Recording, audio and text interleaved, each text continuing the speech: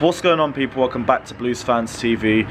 It's Sheffield United 3, Chelsea 0, and we might have just thrown top 4 right out of the bag after being in a comfortable position for about the last 8 months. And it's a kick in the teeth, but bruv, today was just so embarrassing from start to finish.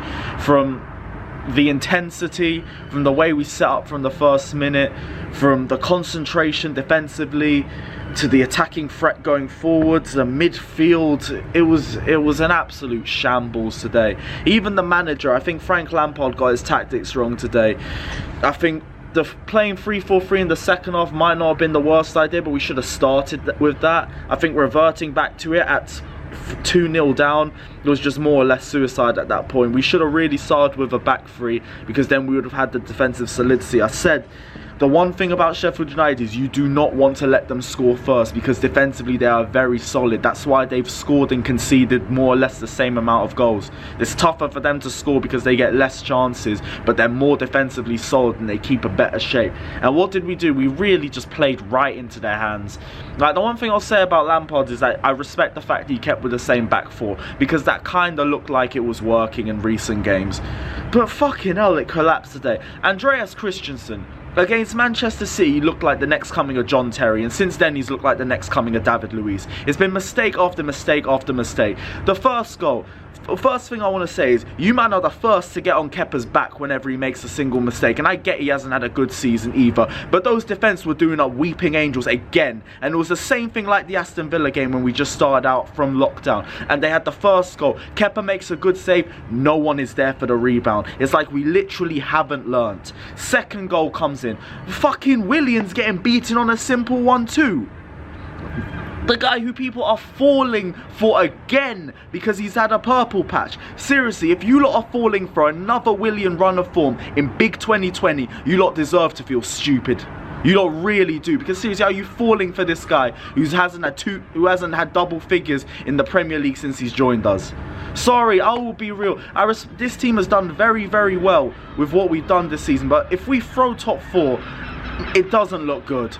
And I'll be real, we've known for a while we need to clear the deadwood, but it won't be ever more clearer if we throw away top 4. And we look like we've just done it now. Right now, our best hope is if Manchester City get their ban upheld. And I don't even think they're going to get their ban upheld. I've got seagulls up here in Manchester laughing at me. I'm pissed off. Fucking... The thing that annoyed me the most about the 3-4-3 as well when we did that is that we didn't bring on Mateo Kovacic. When we played the 3-4-3, one of the best parts of it is the Jorginho and Kovacic pivot. The Jorginho and Barkley pivot is something completely different. Barkley's decision making is just trash.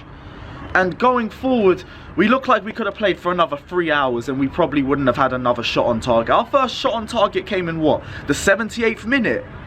Like, really? Tammy Abraham, I will always say it is his first season and he does need to get given a bit of a break. But fucking hell, he's gotta get back up to speed sooner rather than later. It's what, 4 goals since November for him.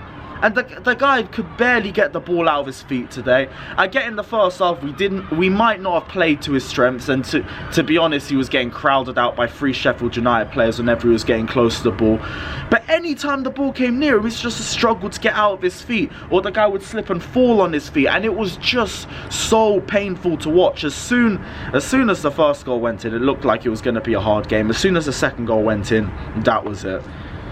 It looks like we've more or less thrown top 4 unless we can keep a perfect run going from now, and hopefully Manchester United drop points. I mean, right now the final day of the season looks like it's going to be so big with what Manchester United playing Leicester and us playing Wolves, but consistency has been such a huge problem for us. And the thing about Sheffield United is we knew it was going to be so hard for us. We knew about the stats about them, how many corners they've scored going into this season. I think they've scored more corners than anyone in the league or some stat like that. And we really just fell right into their hands with corners, and it was just laziness today. I think the mentality was just poor from nearly everyone bar Christian Pulisic.